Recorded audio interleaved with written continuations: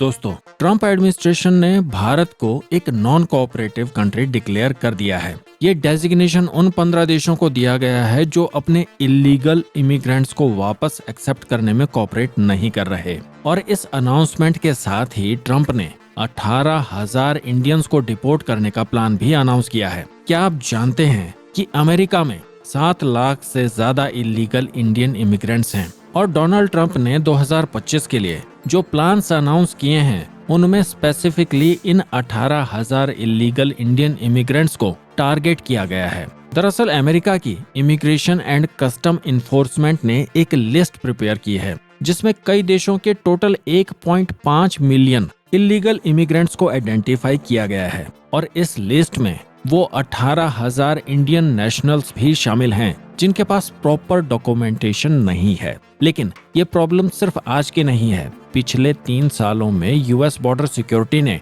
Approximately 90,000 Indians को illegal entry करते हुए पकड़ा है। और ये लोग मेनली 3 स्टेट से आते हैं जिनमें शामिल है पंजाब, गुजरात और आंध्र प्रदेश। ये नंबर्स बताते हैं कि ये कोई रैंडम माइग्रेशन नहीं है बल्कि एक सिस्टमैटिक तरीके से इमिग्रेंट्स यहाँ आ रहे हैं। दोस्तों, अमेरिका में इलीगल इंडियन माइग्रेंट्स की टोटल संख्या मैक्सिको और एल साल्वाडोर के बाद तीसरे नंबर पर है। प्यू रिसर्च सेंटर के लेटेस्ट डेटा के मुताबिक 2023 तक अमेरिका में 7 लाख से ज्यादा इलीगल इंडियन इमिग्रेंट्स थे। अब ट्रंप के जनवरी 2025 में प्रेसिडेंट बनने के बाद इन सभी लोगों के लिए सिचुएशन और भी क्रिटिकल हो सकती है, क्योंकि ट्रंप ने रिसेंटली एक टीवी इंटरव्यू में एक और कंट्रोवर्शियल अनाउंसमेंट की है। ट्रंप ने कहा है कि वो अमेरिका के 14th कॉन्स्टिट्यूशनल अमेंडमेंट को मॉडिफाई करना चाहते हैं, जिसके अकॉर्डिंग कोई भी बच्चा जो यूएस सॉइल पर पैदा होता है उसे ऑटोमेटिकली यूएस सिटीजनशिप मिल जाती है।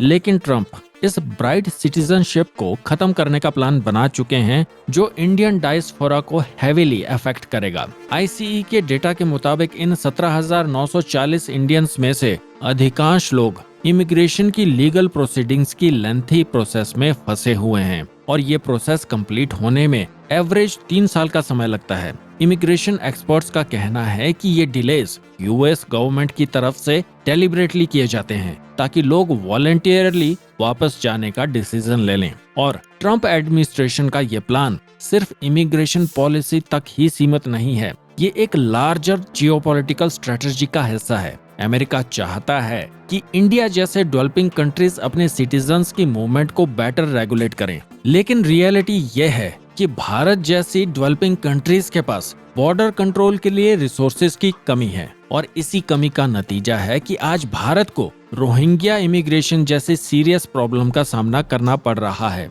करंट एस्टिमेट्स के मुताबिक भारत में 40,000 से ज्यादा रोहिंग्या रिफ्यूजी हैं, जिनमें से केवल 20,000 यूएनएचसीआर के साथ रजिस्टर्ड हैं। लेकिन जिस तरह से अमेरिका इमिग्रेंट्स को लेकर स्ट्रिक्ट एक्शन ले रहा है, इससे हमें एक इम्पोर्टेंट लेसन मिलता है कि बॉर्डर सिक्योरिटी और इमिग्रेशन कंट्रोल नेशनल सिक्योरिटी का फंडामेंटल पार्ट है।